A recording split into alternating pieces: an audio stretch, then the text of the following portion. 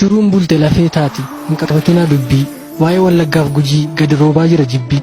Ilma ajjeesanii abbaa reefa isaarra teessisuun haadhas dharasee wajjin gudeeddaadhaan ajjeesuun haa dhaabbatu ajjeechaan mirgi keenya eegamu garbummaan duriisanii abadan hin eegamu. Qaamni dhimma isaa laalu halaatu furmaata isaa lammiin keenya yoo dhume jiraachuun keenya tasa. Geggeessaa biyya Abiyyi yaa dhiiga koo yaa lamma dhimma Wallaggaaf Gujii quban qabdammoo jamaa.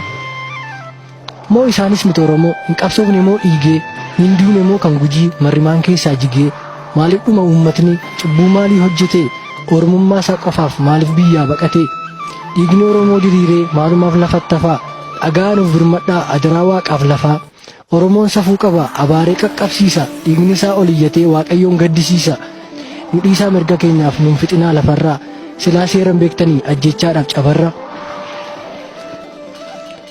Deeggarsa keessan malee homaan beeknu hanga ammaa maaf nu jalaa calliste kabajamaa obbo Lammaa.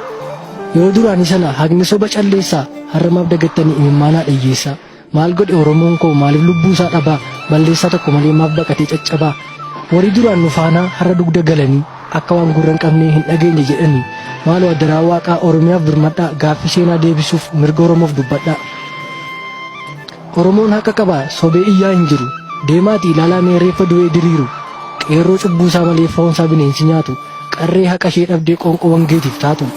Hin dhageenye moo laata hoogganaan jijjiiramaa kan Wallaggaaf kan Gujii maaliif bira darbamaa. Adaraan jedha adaraa uumaa keessanii dhageessanii taayinaa iyya saba keessanii nuuf birmadhaa jarana nu dhiisinaa kophaatti dargaggoon.